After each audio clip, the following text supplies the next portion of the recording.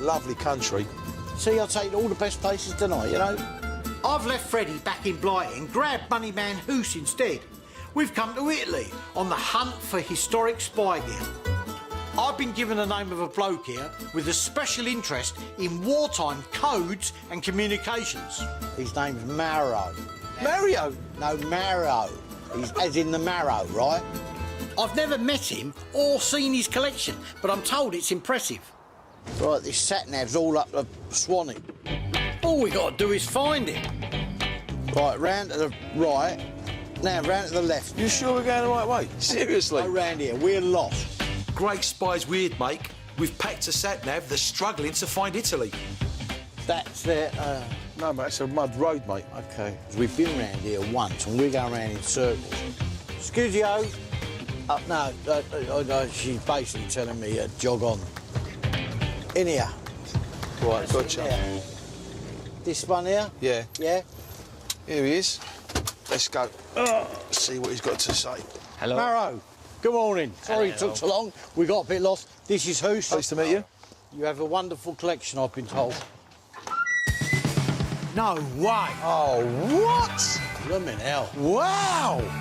Congratulations, sir. That's fantastic. Blimmin' hell, Hoos. Look at this lot. Very nice. It's like a James Bond movie set, this place. Mario's stuff is so well organised, definitely more of a collector than a dealer.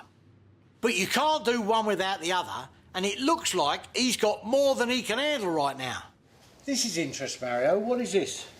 This is a flag used during the First World War for communication, like Morse code. Yeah. And look at the spring. Yes. When you make this, it's coming wide. So you can make a short wide, you Right. make a dot. You make a long wide, you make a line. Morse code was invented in the 19th century in America for their newfangled electric telegraph system. It's a clear, concise way of sending a message, but the problem using it in war is that everybody knows it. To get around this, in World War I, each country had its own encrypted variations, known as trench codes. They would communicate it via telephone or blinking flags. Is that for sale? No, sorry. It's very clever. Marrow really loves his stuff, but I wish he loved it a little bit less, because I really need to buy something. Hoos, come over and have a look at this. Now, I'm going to tell you, and you're going to listen and learn. This thing is history personified. A typewriter. No. A typewriter? This is the holy grail of military antiques. This is the famous Enigma machine. This machine represented what the Germans believed to be a totally unbreakable coding system. And Marrow's got one sat in his warehouse. I'm speechless. We all know the story of Alan Turing and his team at Bletchley Park. They invented a huge automatic calculating machine to decipher the German code. It was in effect the world's first computer. But it's a lesser-known fact that years earlier, a brilliant Polish cryptographer named Marian Rejewski had already laid the groundwork how to crack the Enigma's code. Armed with Rejewski's work and Turing's groundbreaking computer, the supposedly uncrackable code was cracked. This machine, because our people broke the codes, helps win the war. There's no question about it. These machines were complex, so pay attention. Inside this Enigma, there's room for 3 rotors, chosen out of a set of 5, and changed daily. To decode a message, the receiver needs to put in the same rotor in the same order, tuned to the same position as the sender. Every time you press a key, at least one rotor changes position, in effect, changing the code. To quickly show you, if I press G, B lights up. If I press G again, X lit up. The combinations were billions. So, is there a lot of these, or are they rare now? They are ultra rare. Not many survived. There was one at Bletchley Park, the original one, and that was valued at £100,000. And I've got to ask you, Marrow, would this be for sale? No. I prefer to sell my wife than this. you sell your wife, I'll give you Hoos. There's only a tiny number of enigmas in private hands, so I'm not surprised that Mauro is unwilling to part with his. It's nice to even touch one, but I need to find something else spy-related that I can buy for Eric's museum. Is this a German light messenger Yes. for sending messages without radio, yeah? What is it called? Lichtspreckerachse. Licht means light. Sprecht means speak. You speak into it and it turns your voice into light, which can be turned back into sound if you have the right receiver. It was invented not by the Germans, but by a Scotsman, Alexander Graham Bell, 4 years after he had patented the telephone. He called it a photophone, and the canny Germans adapted it to send secret orders. Is there any way that it could have been intercepted? Yes, if somebody your size stood in front of it. Shut up! You know? But it's a clever bit of kit. Mauro, is that for sale? Yes. What would be the price for this? Be something like 2,000 euro. Okay. Taking an offer, I mean, if I offered you 1,200, 1,200. We can make half, 1,600. 1,500. Okay. Thank you. Now, this makes me happy. It's just the kind of James Bond-style covert communications gizmo that will bring Eric's museum collection alive.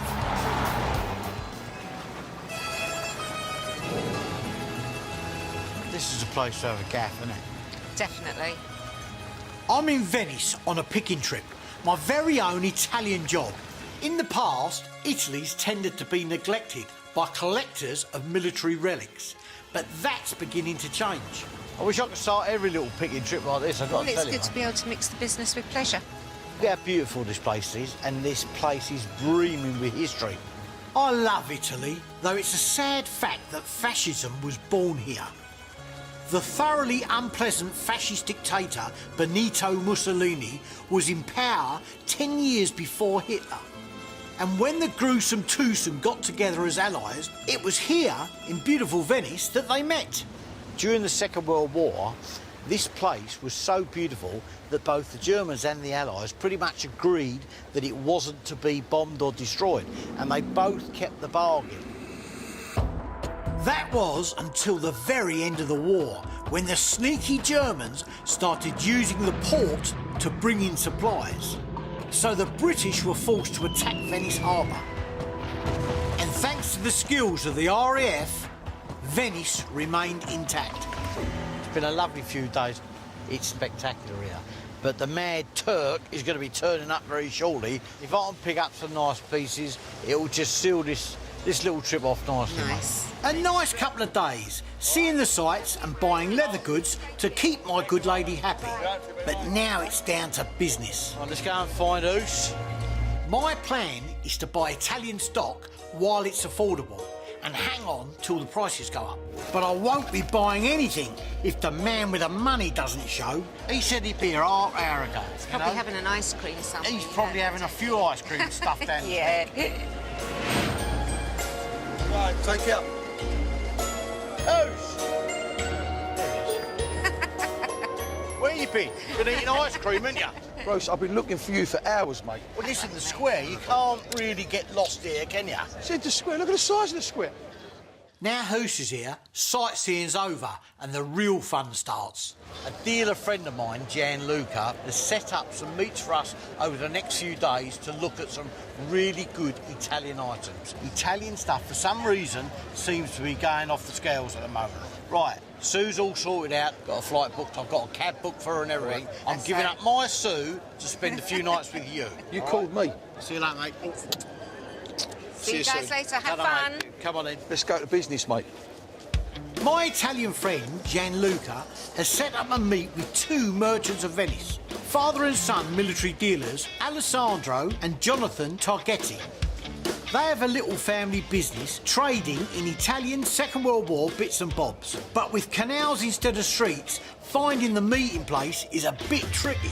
Where are we meeting them? Well, here, this Fondamentità Nani. Apparently there's a little square here. Well, it's got to be down here, isn't it? This is the road, isn't it? Or the river. We'll go down here, we'll wait down here. Well, listen, this has got to be the little square. We might as well just wait here from. What were they called? Tagliatelle? Tagetti. Now, I'm used to rummaging through car boots in car parks, but in Venice, they do things different. When in Rome, as they say. Yeah, I'll ask them. Or is he just waving at you? No. Signor Tagetti, yeah? Spaghetti. Spaghetti. Spaghetti. Well, they've got some swag. I'm Bruce, pleased to meet you. Ciao, Bruce. Nice to meet you. This How is are you? Hoos. I'm Hello. Hoos. I'm Bruce. How are you? Ciao. Jonathan, Pleased to meet fine. you. Pleased to meet you. Thank you for coming. You've bought some pieces for us, yeah? I bring a leather Italian helmet. Oh, right. There's a tanker's helmet, yeah? Yeah. Very, very nice. So this is World War II, yeah? Yeah, for sure. Okay. What it was, it's to protect your head while you're inside the vehicle, because you hit something metal and it hurts. Most Italian tanks were made by Fiat, and most in World War II were out of date. In 1940, Mussolini ordered his tank battalions to invade Egypt, but the British gave them a right going over. Across Egypt and Libya, 400 Italian tanks and 130,000 troops were captured. So Italian tanks, not up to snuff. But the hats are nice. I've not seen one of these. It's interesting. What sort of price would that be? I think I can do 200 euro for that. 200 euros? Yes. Right, 200 euros for that. Not even going to argue. Thank you very much. It's a very nice start, you know. You got to get that in your case, or you can wear it on the plane. 180 quid is a bargain price, and when you're offered a bargain, there's no need to haggle. So these other pieces, they look very interesting. Hitler, Mussolini. Made in America as a Right. propaganda. So they're ashtrays, are they? Yeah, for cigarettes, yeah. It wasn't hard for the Allies to turn Mussolini and Hitler into figures of fun. But the Allies needed their soldiers to hate the great dictators. So they were encouraged to stub their fags out on their ugly faces. What sort of price would they be? I think they're expensive. I can do 300 for both. 300. Yeah. That is expensive. Yeah, I mean, they are a novelty item. I can't really justify 300 on it. I mean, 250 is a good price. Too little profit for me. We can do 270. All right. I mean, what do you think? For a bit pricey, but if you can get a deal, because I've never seen nothing like that in my life. They're different, Hoos. I think they're very interesting. Okay, 270. Thank you. Sir, lovely. Thank you. Thank you. Thank you. 250 quid for a couple of ashtrays might sound a bit steep, but these things are unique, or at least very rare, and rare is good. Now, what else we got? This is really very nice. Letters for U.S. Army soldier Yeah. to ship to parents in the United States to say Merry Christmas from Italy. As you can see, you have Italy. Yeah. Design. Very, very nice. Now, this would have been mass-produced. Obviously, it was paid for by Free Army Post, so you would write a small message on here, and it's a Christmas card. Yeah. On the bottom of these standard issue Christmas greetings, it says V-mail, which for me is V interesting. Soldiers would write their messages on V-mail paper, which was then copied to thumb-sized microfilm to be enlarged again at the destination. That way, 150,000 V-mail letters could be transported in a single mail sack. Very nice. I like this type of thing. What sort of price would this be? Then, what is the best price we can do? 100 for whole together. The whole lot? Are we going to be able to sell it on? Yes, I like those, and I ain't even going to argue. Thank you very much, Thank sir. Very interesting. It's personal, and it's from Italy. I'm very, very happy with that. Very happy. At roughly 3 quid each, I should be able to double my money on them.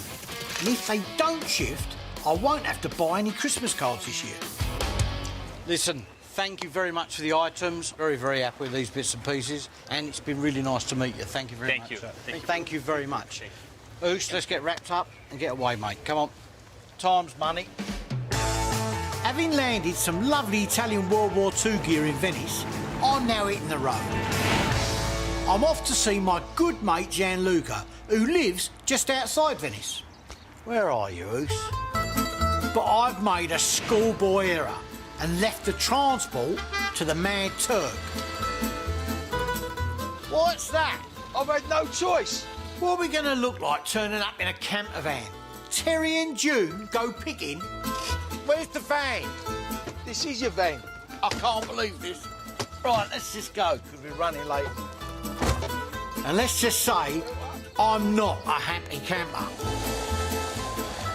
What you got this for, Bruce, mate? I wanted a van, but I could not hire a van. The next thing best for a van was a camper van. The geezer's talking to me Italian. He said, van? I went, yeah. Next thing, I got this. The only thing is now, as you're driving me to locations, you'll be able to nip back and make me a cup of tea.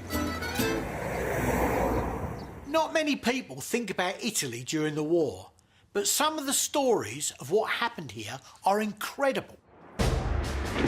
Mussolini, like a lot of fascist bullies, liked to dress up and swagger about. But it was all talk and no trousers. He was defeated in Africa, then Greece, then Sicily. And then, when Italy started running low on food, the Italians had had enough. So in 1943, Mussolini was arrested and Italy changed sides, declaring war on Germany. So Nazi paratroopers had to rescue Mussolini from his prison in the Apennine Mountains. And he spent the rest of the war in the north of Italy, protected by German troops, where he still pretended to be in charge. Try and pull up anywhere. All right. OK, all right, let's go and have a look. Right, let's go. It's got to be up there, isn't it? Well, he said it's the industrial premises, but it's not his house, so... Right, this does look like it, Bruce, doesn't it? Gianluca and I go way back.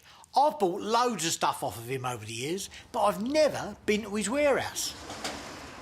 Gianluca! Oh, yeah. Hello! Oh, my God. Yeah. Whoa! This is Look the at the place. stuff in here. I told you. This is great, man. This is incredible. Gianluca wasn't boasting about what he's got. These warehouses are packed to the rafters with Italian stuff dating back to 2 world wars. Hello, Gianluca. Hello, mate. Hello, mate. Don't do yourself God. in. Ciao, Bruce. And you, hello, this is who? How are we doing? Nice to meet you. Gianluca, you must have thousands of items here. Can you show me what's for sale and what's not for sale? It's all for sale. All for sale, OK. Music to my ears. This you sent me photographs of. Very nice, yeah? It's an Italian tractor. Which year is this? It's 43. Well, it's a very good artillery tractor. SPA, did they become Fiat? Yes, in the after war. SPA and Fiat were based in Turin, and between them they built almost every Italian vehicle used in the war. This tractor was designed to pull heavy artillery and carry a 5-man gun crew and ammunition. It was used by the Italians and Germans in Africa, and the big wheels helped it get through all that desert sand. And everything's complete inside, yeah? Complete inside with the original seat. Seats, yeah? That's really nice. It's in beautiful condition, Gianluca. How many Italian vehicles do you see running around in the UK? You don't. You don't, do you? No. Gianluca, what is the possible price for this? Is 55,000 euros. 55,000 euros. So this is for sale, yeah? If you like. Yeah, I like. Don't worry. Sale. I like it. Bruce, for the budget, I think it's well above what we're here to do. Absolutely, I totally agree. That's why I'm going to get you to take some photographs, right? If we can get that moved on before I purchase it, happy days. All right? Fine. OK, mate. I'll get on with that now. I know a dozen collectors back in Blighty who'd bite my hand off for that tractor. I don't even have to do any work on it, so I can make a tidy profit with minimum effort. OK, well, let's leave that a minute and move on to some other bit, because there's lots of stuff I want here. All right? Gianluca, you've got plenty of things in here. Who's? It's one of your old girlfriends. Bruce, what the hell are these? They're pith helmets, by the look of it. So They're what? Pith helmets? Are these Italian? Yes, for the war. As with the Allies, right, the British, the Italians were also in Africa. Like Hitler, Mussolini desperately wanted an empire. So he invaded Ethiopia, or Abyssinia as it was also known. Now, Italian fascists, like their German counterparts, love to dress up. So they went round in fancy colonial uniforms and pith helmets. But Ethiopian Emperor Haile Selassie was no pushover. Ethiopian freedom fighters and the British Army kicked them out in 1941, which I imagine is why these pith helmets look so new. Try it on, come on. It fits you, actually. You actually look quite presentable with that. And comfortable. Well, it is. It's designed to be comfortable. I think probably these are cork as well, cork. Do you have many of these? Do you have many of these? Look at those. These got hundreds of them. Gianluca, what are the price of these? The price of this is 100 each. Okay, so if I took 10, how does 600 euros sound? No, 600 is too low. Okay. I can give you a 750. Listen, job lot, I think it's worth it. Okay, I'm not going to argue. Okay. Thank you, 750. So, yeah, nice. Yeah, That's they are. exactly what we've come here for. Right, well, we'll take those. That's great. Italian stock is only going up in value. I'll sit on them and they should more than double in price. Who's Gianluca? What's up, Bruce? Come have a look at this. What you found now? Gianluca, is that military? Yes, it's the Italian military sledge. It is, yeah? Yes, it is. Could we have a look at it? Possible to get it down? Yes. Yeah? In northern Italy, the Alps form a natural border, so Italian armies were equipped for mountain winter warfare, including army snow sledges. These sledges would have also been used on the Eastern Front when Mussolini sent troops to help the Germans. That's fine, Gianluca. So this would have been used by troops on the Russian front and in the Alpine, yeah? And Alpine France. Okay. For one horse or two? One horse only. One horse. And what do you think? You could deliver presents with this at Christmas, couldn't you? Mate, it's interesting because I've never seen nothing like this before. I've seen these in numerous publications with the Alpine Corps. So the Alpinis, they were a very good unit, yeah? Yes, very strong fighter. Yeah. Known for their alpine felt hats adorned with a black raven feather, the Alpini are the Italian army's elite mountain warfare troops. But Mussolini landed them in it when he sent them to help the Germans out in Russia. These fighters, used to mountain peaks, were suddenly exposed on Russia's flat plains facing Russian tanks. Around 50,000 Alpini troops were sent out, but just a handful returned. Anything associated with the Alpine Corps is a good spinner for us, trust Yeah. me.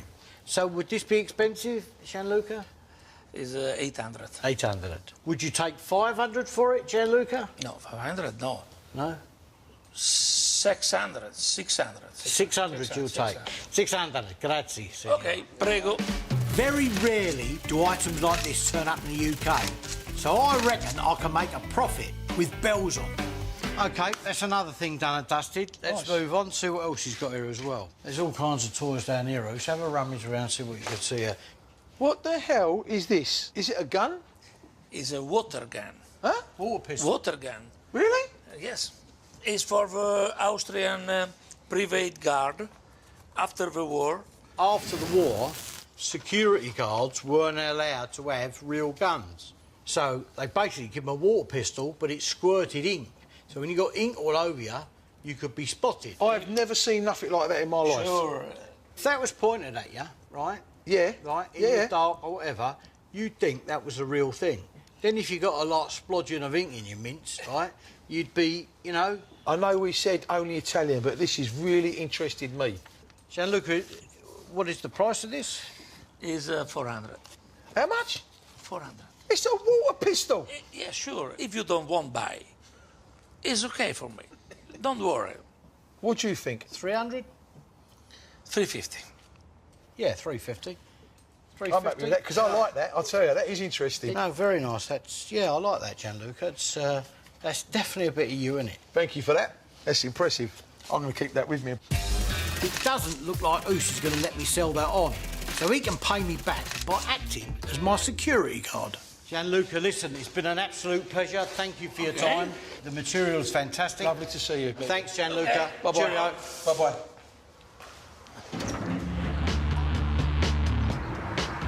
It's day 3 of our Italian road trip, and Gianluca has set me up with a collector near Bologna who might be willing to sell to us. What a lovely view, mate.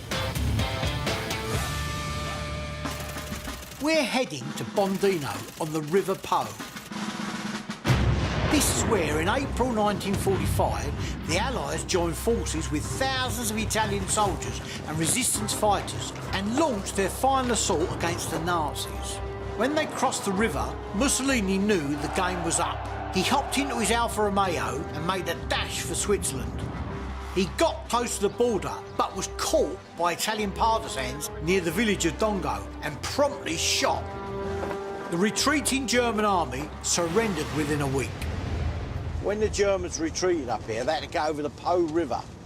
And they had to get over it quickly, so they left tons and tons of equipment in this area. So there's really rich pickings. Bonadino, here we are.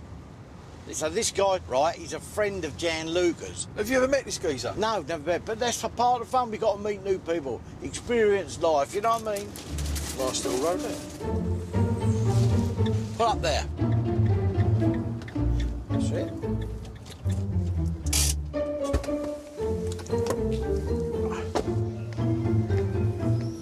One of these along here. Marco? Could be in here. Oh, Marco. Fine. Marco, my name is Bruce. Yes. Nice to meet you. Hey, This is Hus. How are you, mate? Yes. Gianluca telephoned to say okay to Yes, see he you. telephoned me. Your collection is here.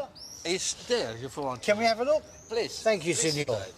I'm told Marco has some quite unusual items, and he's very kindly laid them out like a picnic. He's organised, isn't he? Look. Yeah, it's all Mind- packed up.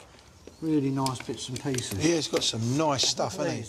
these. Yeah, look. They're spectacles. No! You look good in them. Unbelievable. It's these everyday items that remind us that war was about more than guns and bullets. This is very nice.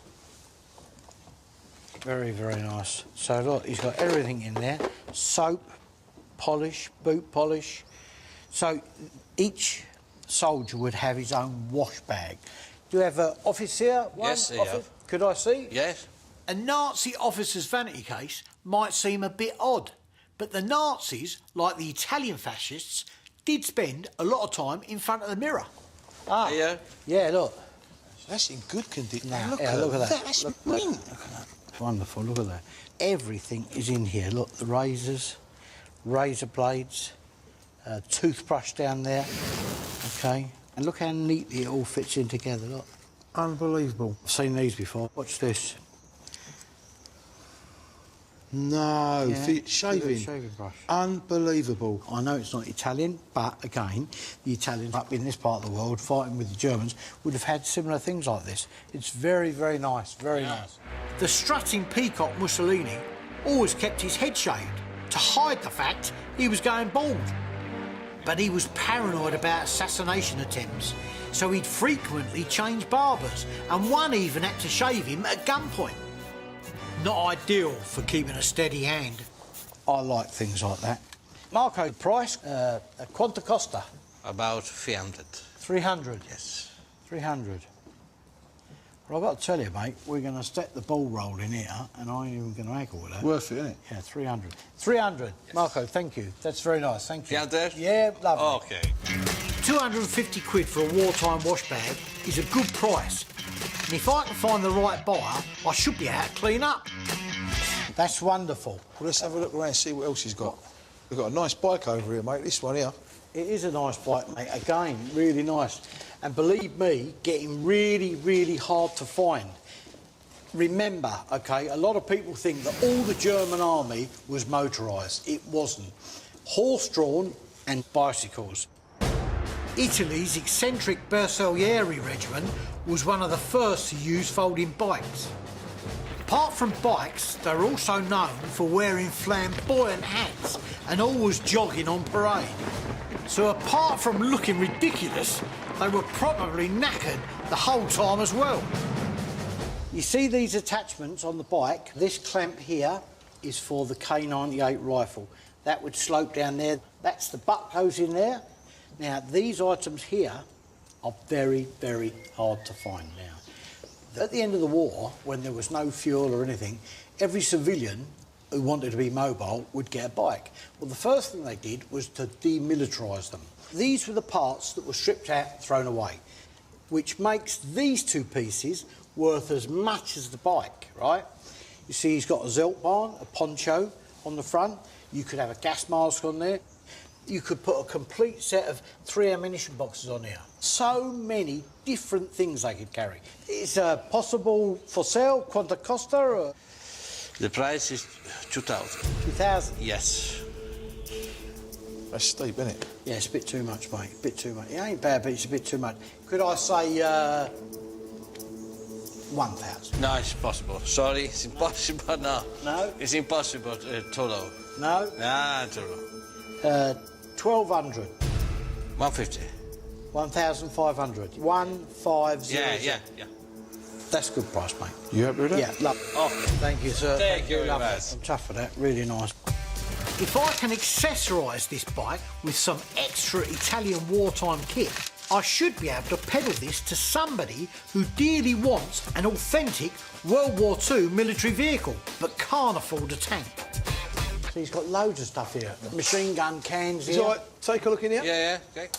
Oh, just give me a hand here. What's that? That's a Zeltbahn. Pull that out. Oh, have a look, Take that out. That's Italian camo. Open that up, Bruce. What do you mean camo, Bruce? Right, listen, this is obviously a tent or something. Right. But, right, see this? This is Italian camouflage. This is really cool, mate. It was the French army that started modern camouflage in World War I when they realised their red hats and blue coats stood out like a sore thumb. After a crushing defeat by the Germans, they created a dedicated camouflage unit. Not to be outdone in the camo fashion stakes, the Italians introduced the first mass-produced camouflage pattern in 1929.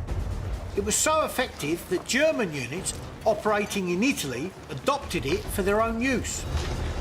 This particular form of camouflage they liked for some reason, and you see many of the tank crews and people from the 12th SS and the 1st SS with uniforms made out, jacket and trousers made out of this material.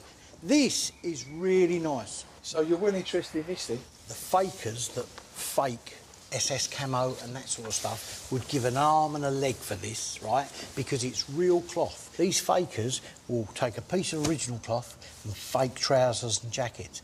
Now, SS camo, some trousers can go for £10,000. How much? Now, I'm not saying the Italian camo ones do, but they would take this material, cut it, make absolute perfect copies and sell them as originals for a fortune. Let's not big it up too much, yeah? Because we're going to make a bid for it, No, mate.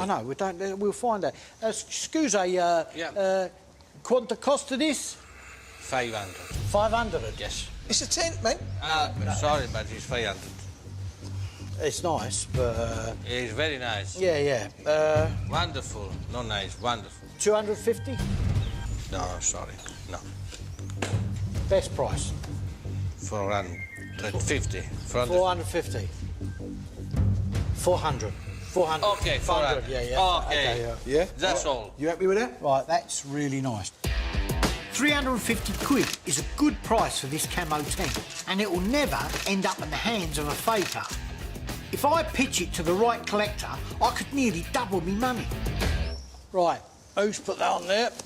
Marco, thank you very much, sir. Thank you, It's been a friend. pleasure. You have a Welcome. wonderful collection. He's riding home to England. Thank you, Marco. Ciao. Bye-bye. See you later. Oh, yeah. I'm riding it home,